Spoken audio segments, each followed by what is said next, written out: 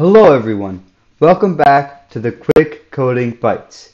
Today we'll be starting a new series on the introduction of C++ and the standard template library, with a focus on learning how to implement algorithms.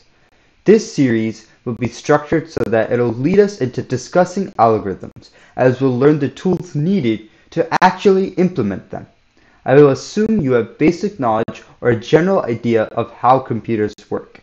We will be starting from the absolute basics, then slowly building our way up, finally introducing the standard template library that I keep mentioning.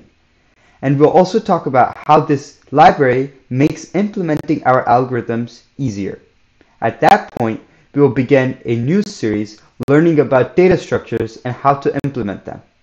We will be talking about the object-oriented paradigm, but we'll be only learning the basics that are required to learn how to program algorithms. With that being said, let's switch over to the second part of this video, installing Visual Studio. If you're on Windows, you should use Visual Studio to code in C++. Though it is quite a heavy of install, it provides some of the best debugging features and will help you write code that works faster. If you're on a Mac, Xcode will work as well, and you can skip this part of the video. So the first step is to go to this link right here, visualstudio.com, visualstudio.microsoft.com/free developer offers. I'll put this link down below in the description. And you should download Visual Studio Community version. So you should download this installer and run the installer. And once you do that, you'll get a window that looks like this.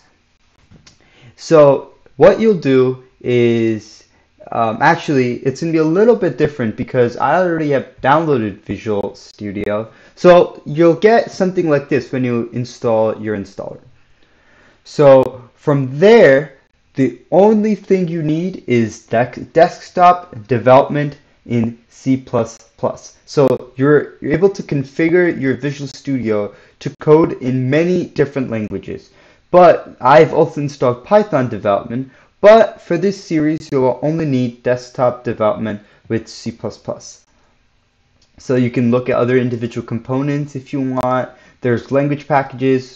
Obviously, I need English. And you can install it wherever you want. I would suggest leaving it where it is.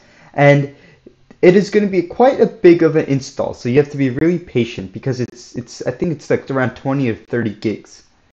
So once you're done installing, everything will restart. And I'm just going to go ahead and open my Visual Studio. And so you would want to, once you restart your computer, open up Visual Studio.